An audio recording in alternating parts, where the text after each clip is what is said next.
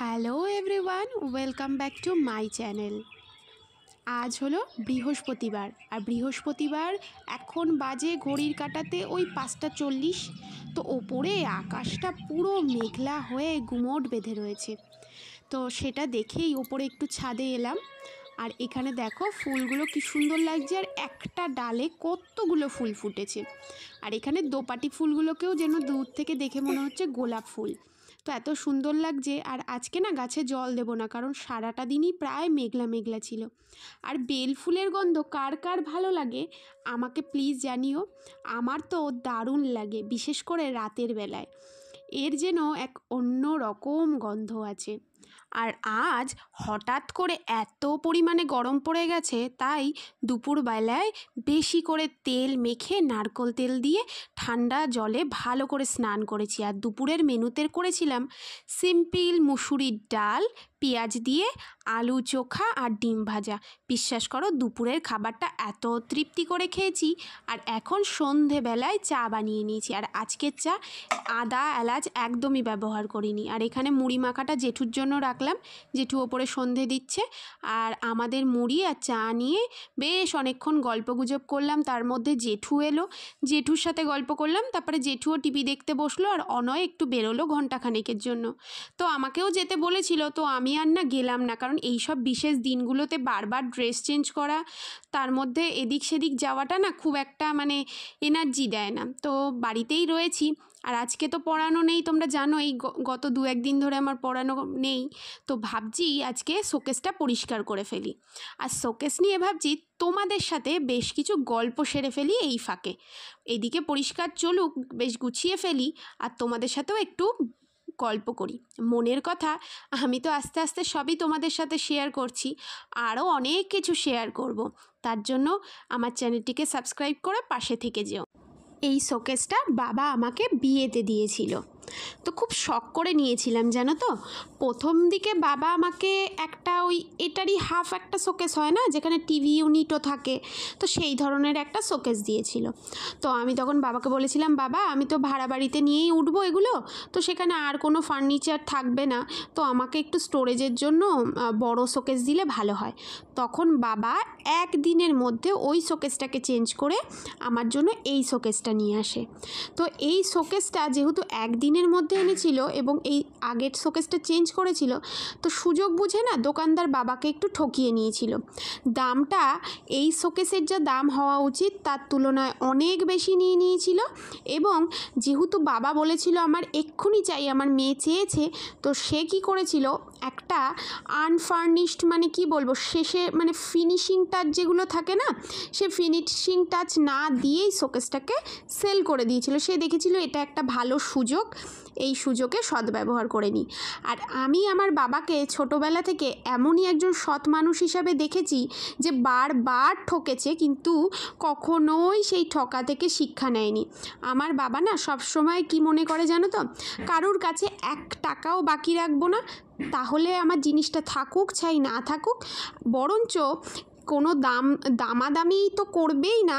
তার থেকে কেউ যদি বলে জিনিসটার দাম 10 টাকা, সেখানে আমার বাবাকে যদি বলা হয় 12 টাকা, আমার বাবা কোনো প্রতিবাদও করবে না। তো এইভাবে আমার বাবা বহুবার ঠকেছে, আমরাও ঠকেছি, কিন্তু বাবা কিন্তু এর থেকে কোনো শিক্ষা নেয়নি এবং নিজেকে কখনো পরিবর্তন করেনি। তার কথা হলো, রাখে হরি তো মারে কে। উনি আমাকে 2 টাকা ঠকিয়ে কিছুই করতে পারবেন না, যদি হরি আমাকে রক্ষা করেন। তো কী আর বলবো বলো। এরপরে গল্প করতে করতে আমার শোকেস কিন্তু প্রায় গোছানো হয়ে গেছে। ওপরের তাকটাতে রেখেছি ইলেকট্রিক জিনিস এবং মেডিসিনের বক্স, মাঝের তাকটাতে আমার কিছু সাজগোজের জিনিস, আর এই যে শেষের তাকটাতে রেখেছি ডকুমেন্টেশন যেসব রয়েছে, ডকুমেন্টসগুলো, কাগজপত্রগুলো, আর কতগুলো ছাতা। আর নিচের এই জায়গাটাতে রয়েছে হচ্ছে কি আমার রেগুলার ওয়্যার। আর মাঝখানে তো এই যে দেখতে পাচ্ছ মিররের পেছনে রয়েছে বেডশিট আর আমার কিছু ব্যাগস, তো এগুলোই রয়েছে। আর এপাশে দেখো রয়েছে হচ্ছে গিয়ে রেগুলারের যেসব জিনিসপত্র, চিরুনি, আয়না, এই ধরনের জিনিস। আর এই দেখো এই যে বোলগুলো কি সুন্দর দেখতে না, এই রকম 3টে রয়েছে। এর মধ্যে আমার রেগুলারের ওই ক্লিপ কিংবা কানের দুল, সেফটি পিন, এই ধরনের জিনিস থাকে। আর এই জায়গাটা সেন্ট দিয়ে রেগুলার যেগুলো ব্যবহার হয় সেই জিনিসগুলো দিয়ে রেখেছি। মাঝেরটা আমি মোটামুটি ফাঁকাই রেখেছি, পরে একটু মানে আমার ডিআইওয়াই বা হ্যান্ডক্রাফটস যেগুলো রাখবো মানে তৈরি করব সেগুলোই রাখবো ভেবেছি। এটা একটা চকলেটের বক্সের ভেতর থেকে আমি বার করে রেখেছি। আর এটা হচ্ছে একটা ডল, বারবি ডল, যেটা আমার বিয়ের তত্ত্বে গেছিলো সেই রকম। আর এখানে একটা নবরত্ন তেল পেয়েছি, আজকে মাখবো সেই জন্য রেখেছি। আর এই নিচের শোকেসে দেখো এখানে একটা গ্লাসকে পেনদানি হিসাবে ব্যবহার করেছি, আর দুটো বই রয়েছে যেটা আমি এখন পড়ছি কন্টিনিউ, তো সেই দুটো বই এখানে রেখে দিয়েছি। তো এইভাবেই আমি একটু ফাঁকাও করে নিয়েছি শোকেসটা, যাতে আরও বেশি স্টোরেজ পাওয়া যায়। আর এই জায়গাটায় অনওয়ের ড্রেসগুলো থাকে যেগুলো রেগুলার ওয়্যার। তো এই হলো গিয়ে বিশাল বড় এক শোকেস যেখানে প্রচুর স্টোরেজ। কিন্তু এই দেখো স্টোরেজের মধ্যে থেকে এইগুলো আমি বাইরে বার করে এনেছি। এইগুলো এই বাইরের যে আলমারিটা রয়েছে, এই যে এর মধ্যে বাসনপত্র থাকে, এখানে রাখবো। কিন্তু একটা সময় জানো তো এই শোকেসটাই আমি সেল করে দিতে চেয়েছি। এত বড়, আর এই ভাড়া বাড়িতে যাতায়াত করা মানে এ বাড়ি ও বাড়ি করা, সেই জন্য খুবই যন্ত্রণাদায়ক হয়ে উঠেছিল। তো দেখো এই জায়গাটাও আমি গুছিয়ে নিয়েছি। এখানে সব ওয়াচেসগুলো রেখেছি, এগুলো কিছু ব্যাটারি চেঞ্জ করতে হবে। এখানে আমার দুটো রয়েছে, অনয়ের একটা রয়েছে। আর ওপরটা তো নর্মালি যেরকম থাকে সেই রকমই রয়েছে। সবই জিনিসপত্র এনে এই জায়গাটাই আগে রাখা হয়। তো ওপরটা খুব বেশি ক্লিন করিনি। তো ভেতরে দেখো এখানে রেখেছি হচ্ছে গিয়ে প্লাস্টিকের যে কন্টেনার বা কাচের যে জিনিসগুলো, বাটি টাটি। আর এখানে disposal plate, tissue paper, disposal cup, ওগুলো। আর এখানে রেখেছি ফাইবারের যে কন্টেনার বক্সগুলো যেগুলো রয়েছে বা ট্রে, এই জাতীয় জিনিস। আর নিচে রেখেছি স্টিলের বাসনপত্র। এখানে স্টিলের কিছু বড় বাসনপত্র, টিফিন কেরিয়ার, তারপরে একটা প্রেশার কুকার রয়েছে, হাতা খুন্তি, কাঠের কিছু হাতা খুন্তি রয়েছে, একটা ফ্রাই প্যান রয়েছে। এই প্রেশার কুকার, ফ্রাই প্যান সবই আমার বিয়েতে পাওয়া, বিয়েতে যেগুলো আমি বাপের বাড়ি থেকে পেয়েছিলাম সবগুলোই আমি এখানেই রেখেছি, যেগুলো গিফট হিসাবে পেয়েছিলাম। আর এখানে কিছু বেশ প্লাস্টিকের কন্টেনার রয়েছে, যেগুলো না অনেক সময় অনেককে খাবার টাবার দিতে গেলে বা অনুষ্ঠান বাড়ি টাড়িতে না কাজে লাগে। তাই আমার মাকে কিছু দেবো আর শাশুড়ি মাকেও দেবো, কারণ শাশুড়ি মাও খাবার টাবার বানিয়ে পাঠানোর সময় না অনেক টিফিন বক্সের সমস্যা হয়।